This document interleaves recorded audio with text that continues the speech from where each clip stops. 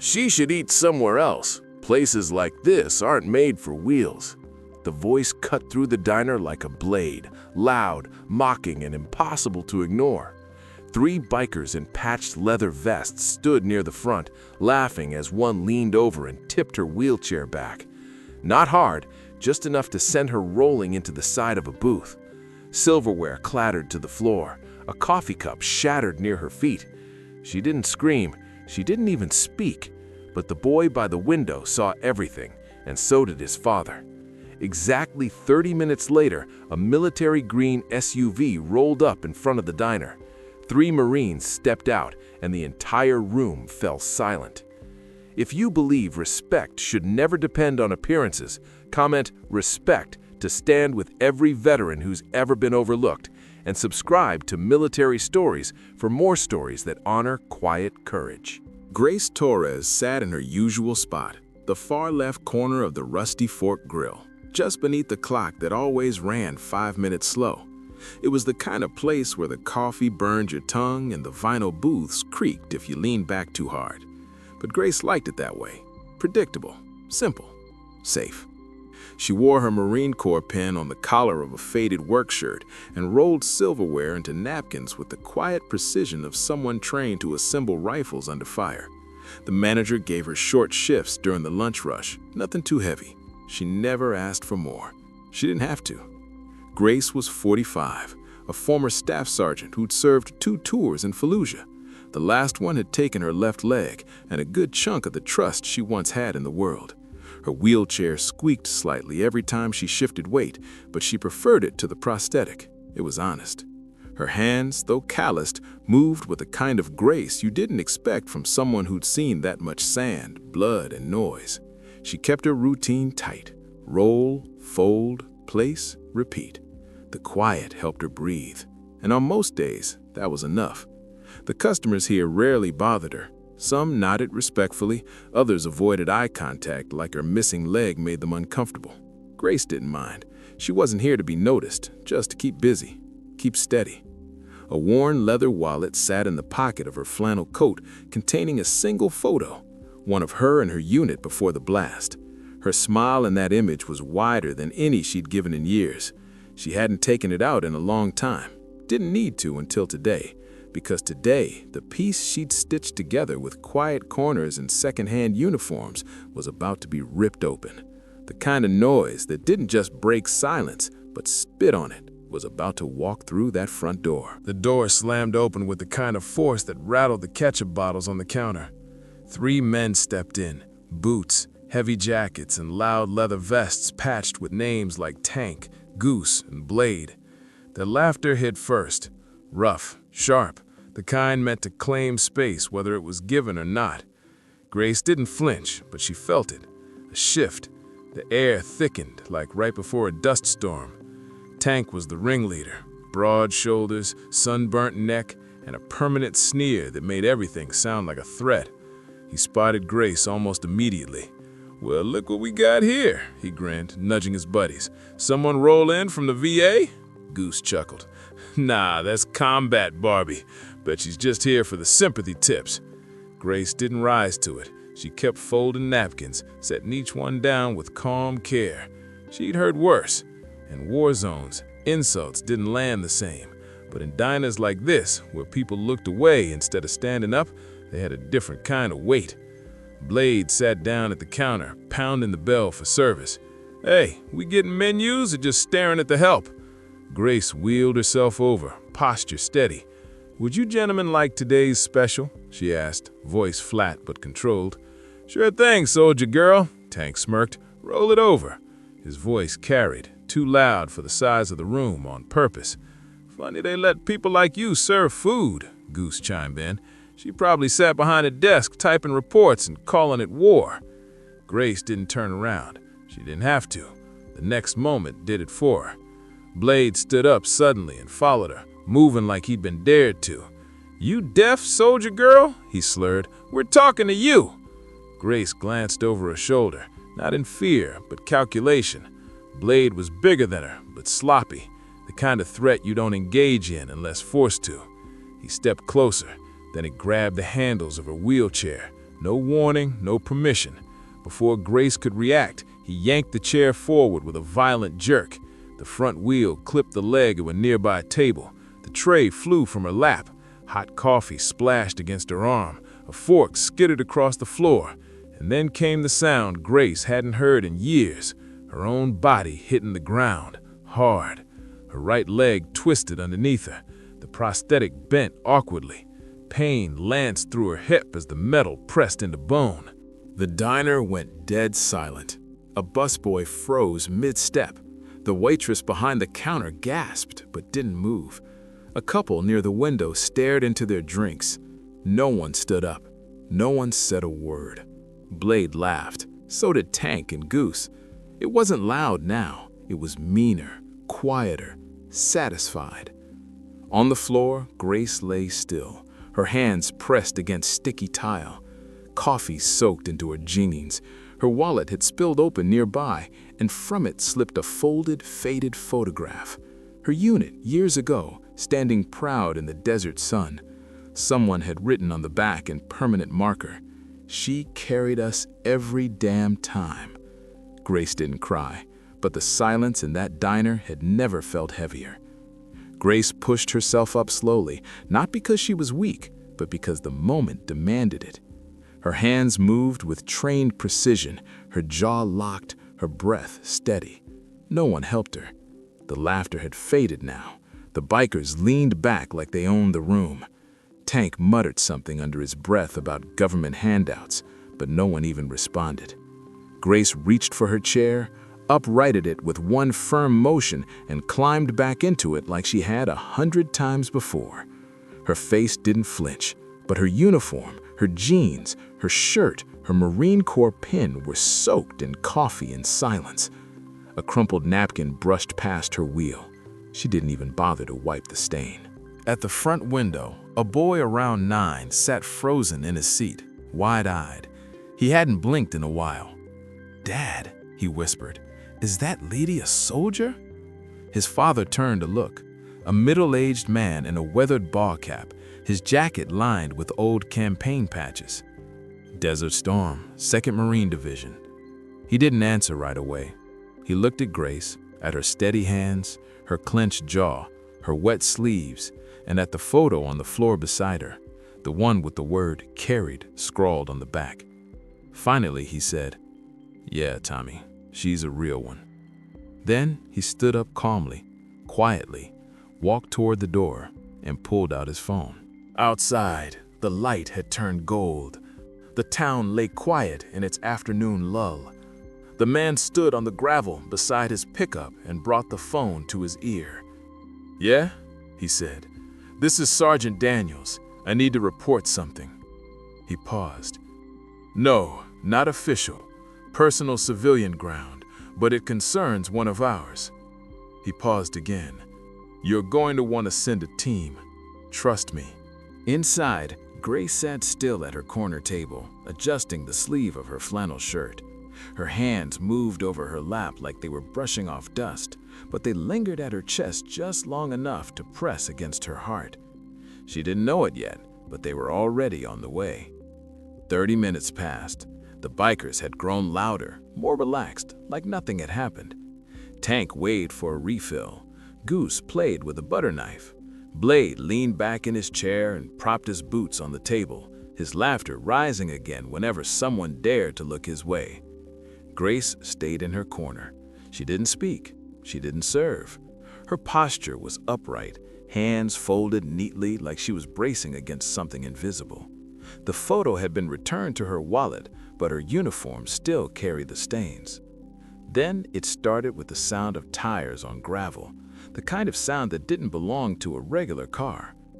Outside the diner, a military green SUV rolled up slowly, dust curling around its wheels. The Marine Corps insignia gleamed on the side panel. It parked directly in front of the entrance, engine idling, quiet but commanding. Inside the diner, the noise stopped. The doors swung open with military precision. 3 Marines stepped in. They didn't say a word. They didn't have to. The first was a master sergeant, barrel-chested and gray-haired, walking with a slight limp and a polished cane in hand.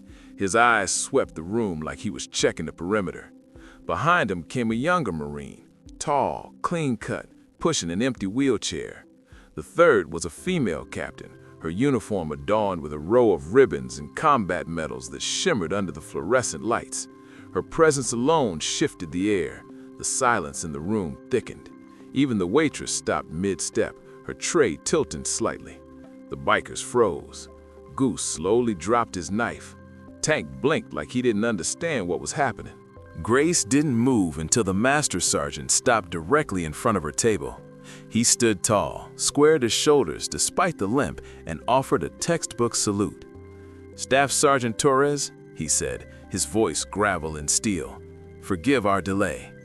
Grace's body responded before her mind could catch up. She returned the salute, sharp and steady, and for the first time that day, her eyes sparked, not with fear, but with something that had been missing for years: recognition, respect.